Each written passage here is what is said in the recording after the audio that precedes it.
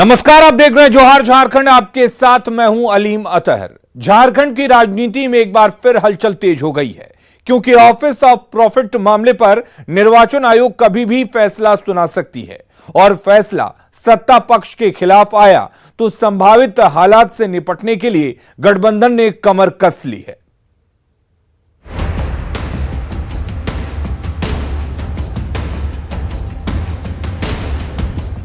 झारखंड में कुछ बड़ा होने वाला है। दिल्ली से लेकर रांची में तेज हो रही हलचल ऐसा ही संकेत दे रही है। ऑफिस ऑफ प्रॉफिट पर निर्वाचन आयोग की सुनवाई हो गई है, पर फैसला कब और क्या आएगा ये कोई नहीं जानता। यही वजह है कि सत्ता पक्ष हर हालात का सामना करने की तैयारी में जुट गया है। रांची में मुख्यमंत्री हेमंत सोरेन का सहयोगी दलों की बैठक बुलाना इसी तैयारी की कड़ी माना जा रहा है, पर जेएमएम का दावा है कि सरकार पूरी तरह सुरक्षित है। और इस तरह से विधायकों को लेकर बहुत तरह का प्रलोभन दिया जाता है, डराया धमकाया जाता है। इसके लिए ये एहतियात के तौर पर किया जा रहा है। सरकार को कोई खतरा नहीं है, सरकार अपना कार्यकाल पूरा करेगी, आगे भी आएगी। जेएमएम ने कमर कस ली है, तो कांग्रेस ने भी पार्टी विधायकों को हर हाल में रांची में ही रहने को कहा है, साथ ही बिना किसी सूचना के रांची से बाहर नहीं जाने और बुलाने पर 4 घंटे के अंदर हाजिर होने का भी फरमान जारी किया गया है। प्रदेश कांग्रेस अध्यक्ष राजेश ठाकुर और विधायक दल के नेता आलमगीर आलम ने नई दिल्ली में पार्टी आलाकमान को झारखंड के ताजा राजनीतिक हालात से अवगत कराया और गठबंधन की एकजुटता का दावा भी किया। आशा में आप पूछ रहे हैं, कोई अल्टीमेटम नहीं कि हम इन लोगों को बोले कि जब भी हम जाएंगे तो अगर जरूरत पड़े तो आप लोग हमसे संपर्क कीजिएगा, और जब जरूरत पड़ेगा रांची में तो आपको आना पड़ेगा। बस इतना ही बात हुई थी। हर महीने 2 महीने में मुख्यमंत्री जी के साथ पूरे महागठबंधन के विधायकों की बैठक होती रहेगी। पहले जो भी हुआ कोरोना की वजह से भी बहुत सारी चीजें नहीं हुई थी। अब हम लोग प्रयासरत हैं कि महागठबंधन बिल्कुल एकजुट होकर के काम करे। जेएमएम और कांग्रेस में चल रही हलचल पर बीजेपी की भी पैनी निगाह है, और पार्टी ने दावा भी किया है कि मुख्यमंत्री हेमंत सोरेन की कुर्सी जानी बिल्कुल तय है। इस सरकार का जाना तय है। ये सरकार जो झारखंड के इतिहास की सबसे भ्रष्ट और सबसे ज्यादा भ्रष्टाचार करने वाली सरकार थी, इसका अंत बहुत निकट है। झारखंड की राजनीति में अगले 10 दिन निर्णायक होने वाले हैं। इन्हीं 10 दिनों में सीएम पर निर्वाचन आयोग का भी फैसला आएगा, तो इसी दौरान स्पीकर ट्रिब्यूनल में दल बदल से जुड़े मामले पर सुनवाई भी होनी है। ऐसे में सबकी निगाहें झारखंड की राजनीतिक गतिविधियों पर टिकी हुई है। Bureau report, news 18। तो जेएमएम ने सरकार गिराने की साजिश को लेकर एक बार फिर बीजेपी पर जोरदार हमला बोला। जेएमएम महासचिव सुप्रियो भट्टाचार्य ने रांची में कहा कि बीजेपी चाहे जो साजिश रच ले, गठबंधन के दल एकजुट हैं। जवाब में प्रदेश बीजेपी अध्यक्ष दीपक प्रकाश ने प्रेस कॉन्फ्रेंस कर हेमंत सरकार को हर मोर्चे पर विफल करार दिया। 4 उपचुनाव हुए, आप लोगों ने देखा कि भारतीय जनता पार्टी के लोग एक ही बात करते थे कि नतीजा आने दीजिए, दूसरे दिन सरकार गिर जाएगी। तो कितना बार गिराइएगा सरकार? और जो गिराने की जो साजिश हुई थी उसका तो पर्दाफाश भी हो गया। इसलिए राज्य की सरकार को कोई मतलब नहीं है, न किसान से मतलब है, न किसानियत से मतलब है, न गांव से मतलब है, न गरीब से मतलब है। और मतलब क्या है? लीज लेने से मतलब है, टेंडर घोटाला करने से मतलब है, टेंडर में 10% एबव दे करके उसमें घोटाला करने से मतलब है। रांची में 666 करोड़ रुपए से बनने वाली सड़कें और फ्लाईओवर झारखंड की राजधानी को नई रफ्तार देंगे, तो साथ ही सालों से ट्रैफिक जाम से जूझ रहे रांची वासियों को नया रास्ता भी मिल सकेगा।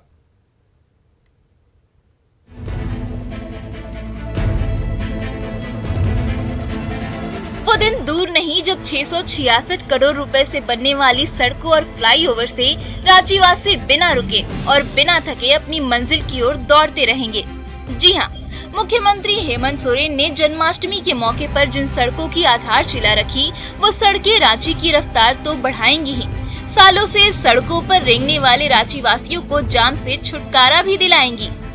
जिन सड़कों का शिलान्यास किया गया है वो सड़कें हैं सिरमटोली से मेकॉन तक 4 लेन फ्लाईओवर, नेवरी से नामकुम तक 4 लेन सड़क और आरगोड़ा से कटहल मोड़ तक 4 लेन सड़क।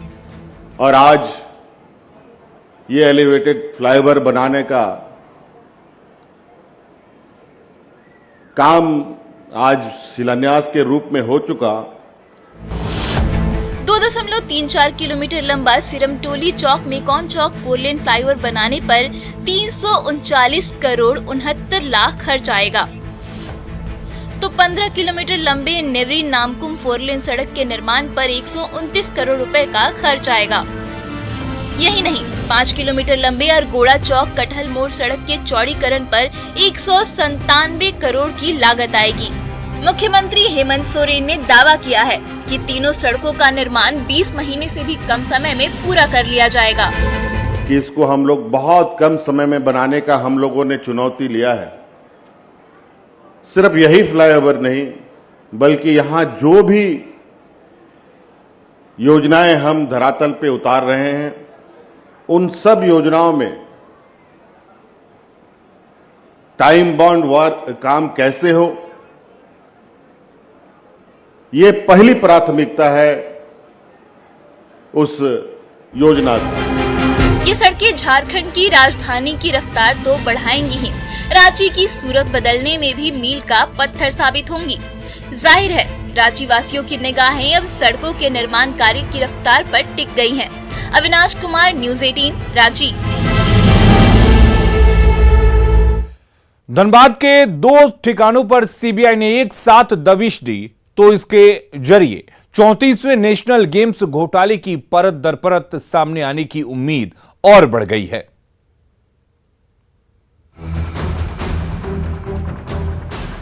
सुबह 10 बजते ही टेलीफोन एक्सचेंज रोड पर जैसे ही सीबीआई की गाड़ियां आकर रुकी, पूरे कोयलांचल में हड़कंप मच गया।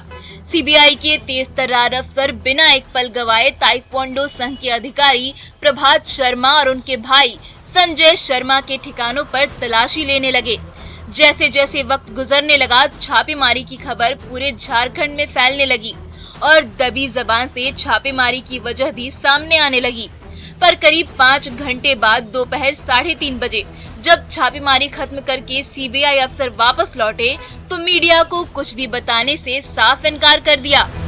आखिर क्या कुछ को लेकर पूछताछ के लिए आए हुए थे, फिर भी क्या कुछ मिला सर? घंटों किए हैं आप लोग।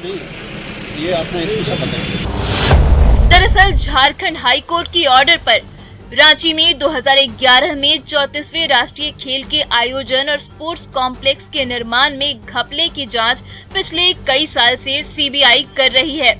इसी कड़ी में 26 और 27 मई को भी सीबीआई ने देश भर के 18 ठिकानों पर रेड डाला था। उन्हीं कड़ियों को जोड़ने के लिए रांची सीबीआई की 10-10 सदस्यीय 2-2 टीमों ने ताइक्वांडो संघ के अधिकारी प्रभात शर्मा और उनके भाई संजय शर्मा के ठिकानों पर एक साथ दबिश दी, पर छापे में क्या मिला पता नहीं चल सका। दोनों भाइयों के घर में लगभग 5.5 घंटे तक छापेमारी की है।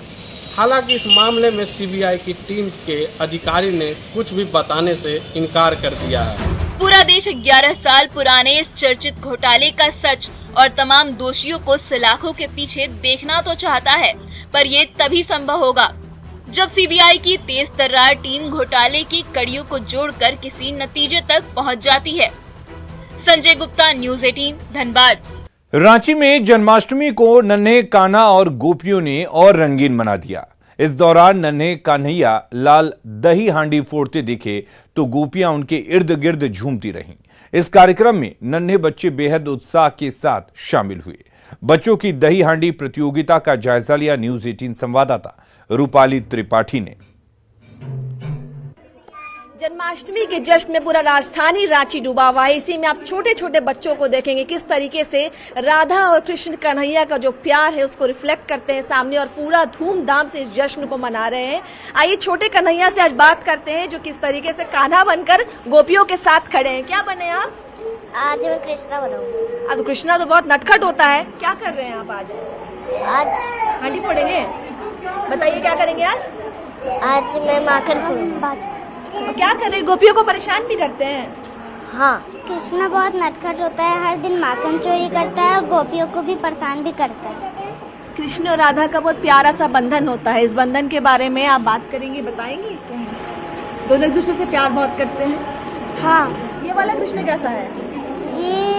ये भी परेशान करता है। आपकी फेवरेट राधा कौन सी है इसमें से?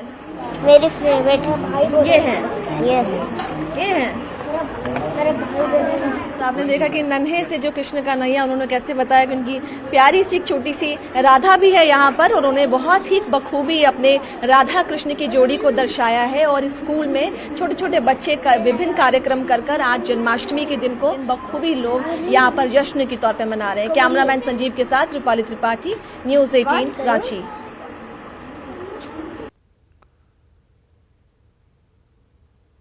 रांची के कृष्ण मंदिर में जन्माष्टमी पर काफी रौनक देखी जा रही है।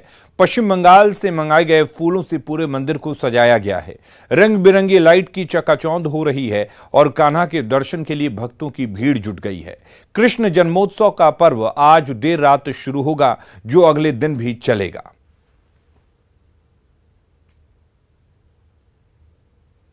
तो लोटी है, आज देखने में भी मिल रहा है। 2 साल तो हम लोगों ने किया, लेकिन वो आनंद नहीं था। इस बार वो आनंद है, तो भगवान के इस परमानंद की बेला में आनंद की अनुभूति होती तो आनंद आता है। 2 साल बाद मंदिरों में रौनक देखी जा रही है। 2 साल कोविड संक्रमण का काल रहा, से मंदिर, देवालय और जितने भी देवस्थल हैं वहां पर 2 साल के बाद इस रौनक को देखा जा रहा है। आज कृष्ण जन्माष्टमी है, भगवान कृष्ण का आज जन्म हुआ है। इसी को लेकर के यहाँ देख सकते हैं कि जो श्रद्धालु हैं अपने भगवान, जो इनके श्रद्धालु हैं पूजा स्थल पर पहुंच गए हैं। और ठीक 12 बजे ऐसी मान्यता है पुराणों में, शास्त्रों में, कि भगवान श्री कृष्ण का जन्म मथुरा में हुआ था, और उसको लेकर के यहाँ पे मंदिरों की सजावट की गई है। चूँकि किस तरह से भगवान श्री कृष्ण का जन्म रोहिणी नक्षत्र या जो भी चीज़ सामने आती है। कैमरामैन संत के साथ Niranjan Singh, news 18 Ranchi. Supreme court ने गुजरात में जामनगर के green zoological rescue and rehabilitation centre के खिलाफ दाखिल जनहित याचिका को खारिज कर दिया है। जामनगर का यह green zoological rescue and rehabilitation centre Reliance industries की मदद से बन रहा है। इसके खिलाफ कन्हैया कुमार ने याचिका दाखिल किया था, जिसमें उसने जामनगर में निजी चिड़ियाघर खोलने का आरोप लगाया था।